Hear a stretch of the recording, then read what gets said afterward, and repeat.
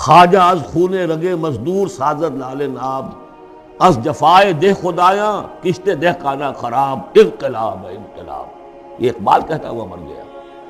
سرمایہ دار نے مزدور کے رگوں سے سرخ خون کشید کر کے شراب بنائی ہے جسے وہ شام کو بیٹھ کر پیتا ہے، اور زمیندار اور جاگیردار وہ کسانوں کی جو محنت کا اور خون پسینے کی کمائی اسے عیش کرتا۔ انقلاب انقلاب۔ لیکن وہ 52 برس ہو گئے انقلاب کو دیا، وہی بھی تھا۔ گویا کہ ہم نے اللہ سے بدعہدی کی، اس بدعہدی کی سزا کیا ہے؟ نفاق ہم پر مسلط کر دیا گیا۔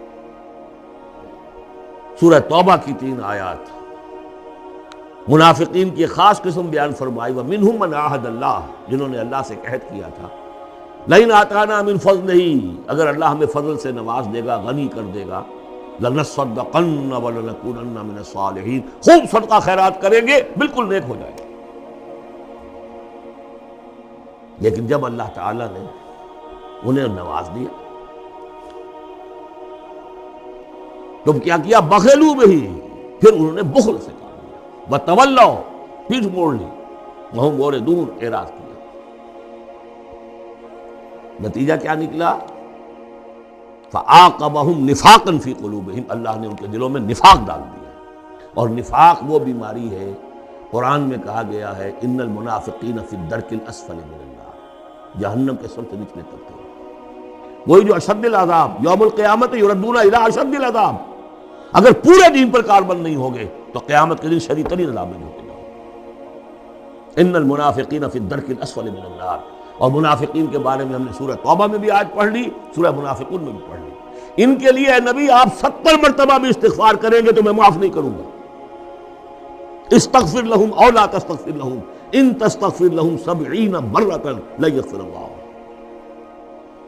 اس نفاق کی 3 شکلیں ہیں۔ نفاق باہمی، وہ ایک قوم ایک نہیں رہی، اب ڈھونڈ اب اس کو چراغ رخ زیبا لے کر اب وہ قومیتوں میں تحلیل ہو گئی، عصبیت، ایتھنک، لنگوسٹک، پروونشل، قوم کہاں ہے؟ تحلیل۔ نفاق باہمی، ایک نفاق کردار، جو حضور نے فرمایا کہ 3 نشانیاں ہیں منافق کی، اگر تینوں چیزیں ہوں تو وہ کٹر منافق ہے، خواہ نماز پڑھتا ہو، روزہ رکھتا ہو اور اپنے آپ کو مسلمان سمجھتا ہو۔ بخاری کی اور مسلم کی روایت ہے، جب بولے جھوٹ بولے، جب وعدہ کرے خلاف ورزی کرے، اور جب کہیں امین بنا دیا جائے تو خیانت کرے۔ اپنے معاشرے کو دیکھ لیجئے، میں تو یہ سمجھتا ہوں کہ جو جتنا بڑا ہے یہاں اتنا ہی بڑا جھوٹا، اتنا ہی بڑا وعدہ خلاف اور اتنا ہی بڑا خائن ہے۔ اب تو اربوں کے معاملے ہوتے ہیں، وہ خیانت جو ہے وہ کوئی سینکڑوں ہزاروں کی اب نہیں ہے، ملین اور بلین کا معاملہ، اللہ ماشاء اللہ، سوائے اس کے کہ جو اللہ تعالیٰ نے کوئی، لیکن یہ کہ وہ ایکسیپشنز ہیں۔